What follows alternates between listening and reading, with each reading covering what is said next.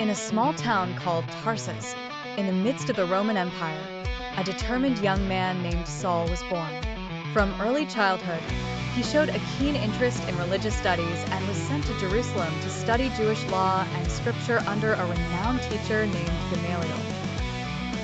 His passion and zeal for his faith were unparalleled, and soon he became a respected Pharisee. However, Saul's fervor took a controversial turn. He became notorious for his fierce persecution of Christians, a new religious sect that proclaimed Jesus of Nazareth as the promised Messiah. Saul saw this movement as a threat to Jewish law and tradition and made it his mission to eradicate it. He went from town to town, arresting believers and supporting their prosecution. One fateful day, as Saul journeyed to the city of Damascus to arrest more Christians, something miraculous happened.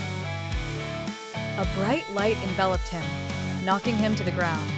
Blinded and terrified, Saul heard a voice say, "Saul, Saul, why do you persecute me?" Astonished, Saul asked, "Who are you, Lord?" The voice replied, "I am Jesus, whom you are persecuting." This profound encounter with the risen Christ changed Saul's life forever. He was led into Damascus blind and met a Christian man named Ananias, who, guided by God, healed him and baptized him. From that moment, Saul became Paul, a fervent follower of Jesus Christ. Paul's transformation was met with disbelief and skepticism by both Jews and Christians.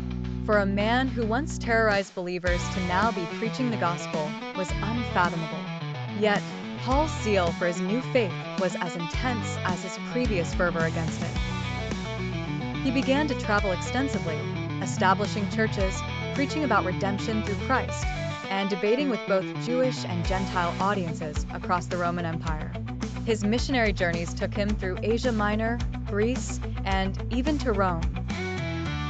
Paul wasn't just spreading new religious teachings, he was building a community founded on love, unity, and faith. Despite the danger he faced, including imprisonment, beatings, and shipwrecks, Paul remained undeterred. His letters to early church communities, like those in Corinth, Ephesus, and Philippi, offered teachings and encouragement.